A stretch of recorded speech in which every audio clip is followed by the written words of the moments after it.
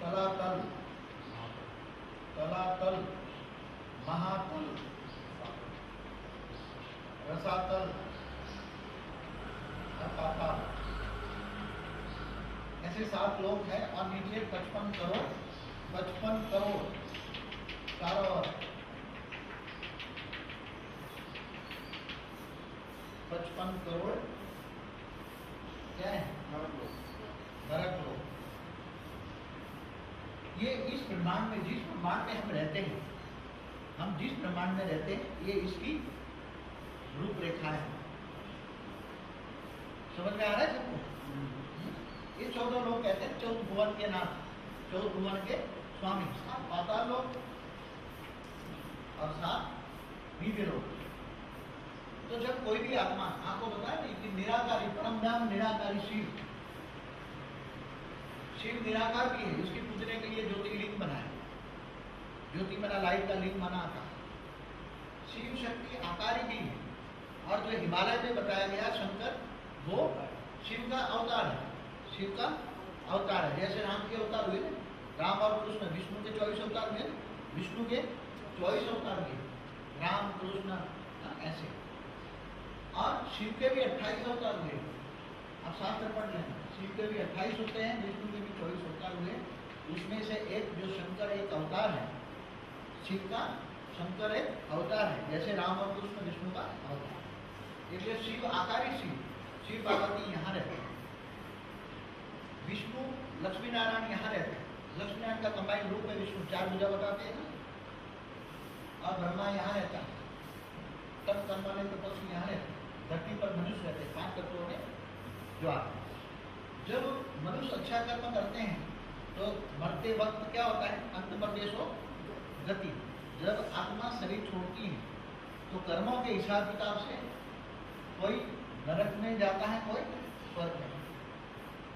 तो नरक में जाने के लिए पता है ना कि कौन चित्र बता रहे कि ये सारे जस्टिफिकेशन कौन करते हैं? तो सारे पता है कि ये धरती से 80,000 किलोमीटर दूर यमराज है, वो यमराज यहाँ ले जाते हैं, ये यमराज यहाँ रहता है, उसका यमराज पूरी में वो इधर भेज देता है, इधर भेज देता है,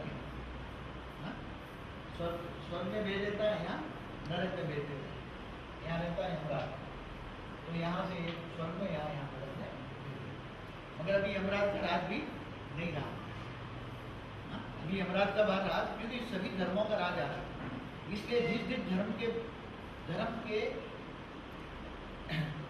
आत्माओं को याद करते हैं, जिस धर्म की, आज 3 लाख भगवान बन के बैठे, घर घर में भगवान है। कितने भगवान है दुनिया भर? 3 लाख। और भारत के अंदर घर घर में देवी देवताओं की पूजा होती है, फलानी देवी, ढिंकनी देवी, ये देवी।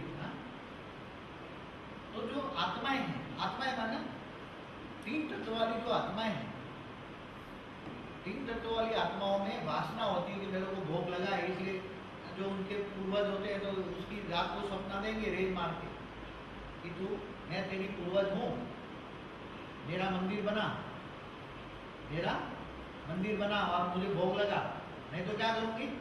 तेरे को खा जाऊँगा। घर घर में पूर्वज बैठे हैं 3 तत्व वाले आत्माएं। इसलिए पूर्वज को क्या कहते हैं? तो पूर्वज को निकालने के लिए कहीं न कहीं इधर नर्मदा के किनारे या गंगा के किनारे या गया जाते हैं और अपने पूर्वज को मुक्ति देने का पुरुषार्थ करते हैं। मगर पूर्वज ऐसे होते हैं कि कभी भी पूर्वज मुक्ति नहीं पाते, वो तो टेम्पररी कहीं चला जाता है। तो आत्मा है जो अच्छी आत्मा है, जो इस दुनिया से देह और देह, फरिश्ता किसको कहते हैं? फर्श वालों से कोई रिश्ता, फर्श माना दुनिया। मरने के बाद वो आत्मा इधर उधर भटकती है, बाद में जब नष्टो मोह हो जाती है तो पुरुषार्थ करने के लिए ऊपर जाती है, यहाँ दूसरे लोग में, जहाँ कई बड़े बड़े मनीषी साधु संत वहाँ बैठे हैं ऊपर 3 तत्वों में, वो अच्छी आत्माओं को गाइडलाइन देते हैं। फिर वो आत्मा वहाँ भी तपस्या करती है और फिर स्वर्गलोक में जाती है। तो स्वर्गलोक में क्या होता है? स्वर्गलोक में तो इंद्र की अप्सराएं 24 घंटे डांस, नाच, सोमरस पीना। आज जो वेस्टर्न कल्चर में हो रहा है वो ऊपर देवलोक में होता है, गरबा नहीं होता वहाँ देवलोक में, समझ गए? वहाँ देवलोक में गरबे नहीं होते। देवलोक में क्या होता है? देवता लोग क्या करते हैं 24 घंटे 100 माना यहाँ का लिकर दारू, देवता बेहोश होकर भोग भोगते। देवताओं का शरीर कैसा होता है? भोगी शरीर है। शास्त्र पढ़ लेना, देवताओं का शरीर भोगी है। परलोक पुनर्जन्म पढ़ लेना, उसने देवताओं का शरीर भोगी बताया।